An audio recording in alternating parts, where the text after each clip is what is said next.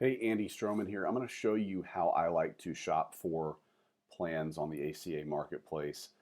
This is, in fact, the exact process that I go through when I help somebody, when I make recommendations and send them a quote. So I want to teach you how to do the same thing so that you feel confident doing this on your own if you prefer to do that and you're equipped to do it, forever, going down the road.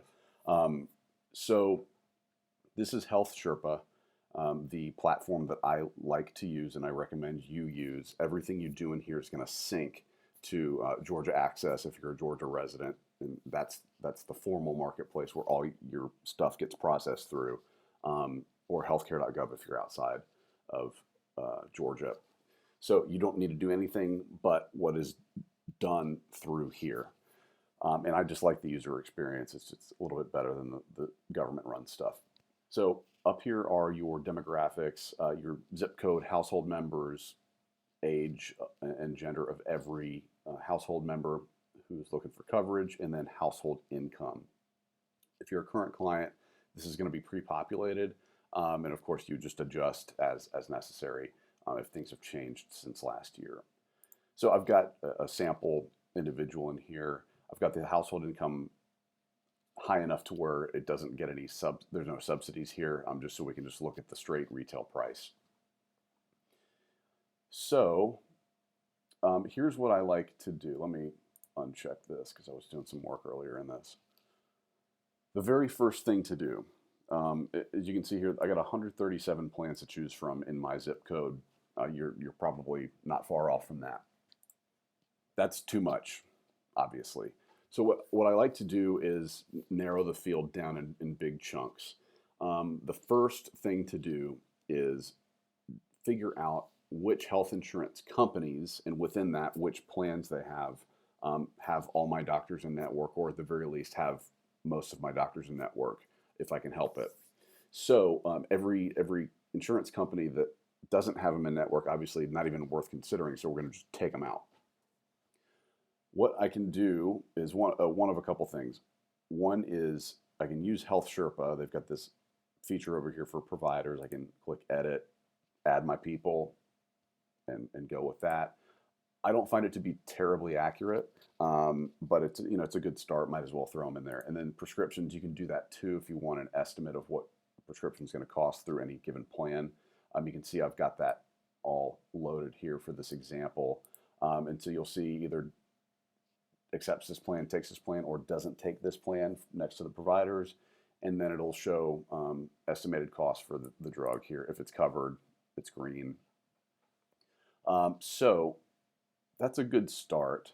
Obviously, Oscar doesn't look like I got anyone in network, so maybe Oscar is just not a consideration for me, unless I'm okay to change doctors and go somewhere in their network, if that's worth that switch to me. The other two places I like to confirm, and I know this will probably necessitate writing something down on paper the old-fashioned way just to keep track of it, but two things. I like to go to the insurance company's provider directory, and then I like to check the provider's website, or maybe call their office even, just to make super sure. So let's go to, I'll use Oscar. Every plan has this set of links down here: drugs, doctors, benefits. I'm going to click doctors, and that's going to take you to that insurance company's provider directory. So this is going to be more accurate than Health Sherpa. Let me just get my zip code corrected just in case. And then I'm going to type in my doctor. All right, and so my doctor is James Hornsby, not Kristen Hornsby. I don't see another Hornsby on here, so that's probably my clue that he is not in network with Oscar. All right, great, so that was accurate. Let me find a plan where he is in network, and I just cheated a little bit and did some work ahead. Aetna is the carrier that has him in network. And so really, in this example, my choices are down to 17 plans, and that is just all the Aetna plans. I will say that Blue Cross Blue Shield, Anthem Blue Cross Blue Shield, let me touch on this very quickly. Um, what I said about, hey, if they're in network with one company, they're going to be in network with all their plans is usually true. Anthem Blue Cross is one of those where there's an exception. They have two different networks for these plans. One is called the Pathway Network. So you'll see that in the name of the plan itself. And then they've got one called Blue Value. And so, let's see if I can find one. It's not showing up here for some reason.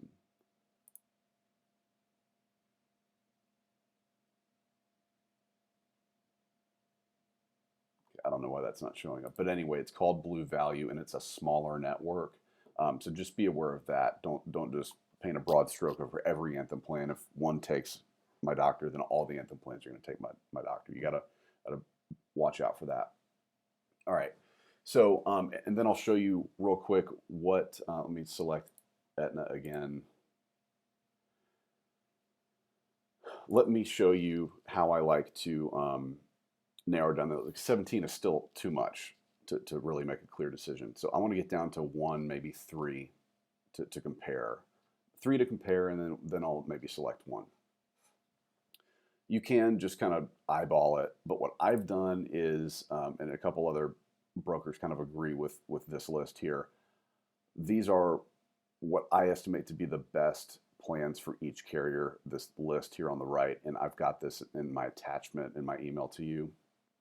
So you can print this off or just keep it at hand and just do it that way. So I've really got a good, better, best already kind of picked out here.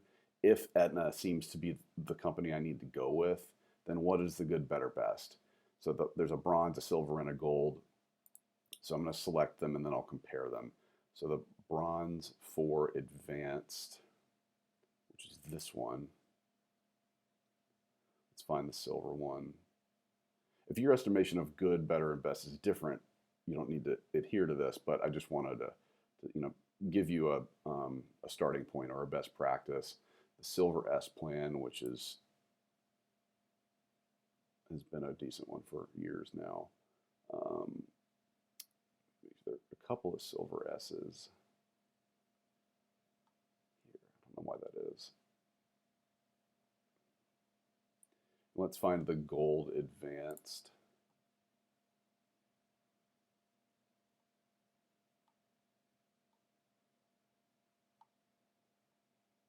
Gold 3 Advanced. All right, they're two Gold 3 Advanced, but they got different out-of-pocket maximums. I'm gonna go with this one. So I've got my good, better, best. I'm gonna compare them now. Now we've cleared the decks. We've just got three to look at, and we know that these are, I've already arrived at, these are the best three for me. I can say that with darn near 100% certainty. So here are my prices, here are my deductibles, medical deductibles. There's a separate prescription deductible in some cases. What are my co-pays for a primary care visit, for a specialist? Here's the separate prescription deductible for this plan. They're built, the prescription deductible is merged with the medical one on the other two. And then co-insurance and all that good stuff. So from here, I can make a pretty quick and informed decision. I think this Bronze 4 Advanced plan is a hell of a value. So I'd probably be inclined to go with it. But at any rate, one last thing I want to touch on is copays versus non-copay plans. This isn't everybody, but a lot of people think that copays are a bad thing. At least in 2024 or 2025 with these plans, I don't think they are, and here's why. Let me compare these two right here. This Bronze 2 and this Bronze S. They're $9 apart in premium. This cheaper one's got a bit of a smaller deductible. Okay, fine. But when I go to a doctor, I'm paying the full price for that office visit, unless it's my annual physical, in which case all these plans cover that at no charge. But any other visit, I'm paying the full price, and like a primary care visit today, depending on where you go, is around 300 bucks. So I'd be on the hook for that under this plan. And then if I meet the deductible, after that, I'm still paying half of that every time I go to the doctor, 150-ish bucks. That's a lot. It's like death by a thousand cuts. So I would rather have this Bronze S plan, just comparing these two in a vacuum. For $9 more a month, I get copays. So when I do go to my primary care doctor that's not a physical, I'm only paying 50 bucks. If I go to a specialist, it's only 100 bucks. So that just seems a better deal to me. Even if the math doesn't always make sense, the psychological benefit of that is just much better. The plan's going to work for you before you hit the deductible. It's kind of the moral of the story. So that's kind of my spiel on copays. I'd rather pay a little bit more for a plan with copays versus a plan that does not have them. All right. So with that said, I hope that helps you simplify this process and empowers you to do this on your own. If you prefer to do that, you do it on your own time. If at any point you get stuck or you just want to run something by me, of course I'm here for you. Just schedule an appointment and we'll get it done. So anyway, hope that was helpful, and I'll talk to you soon if we do connect.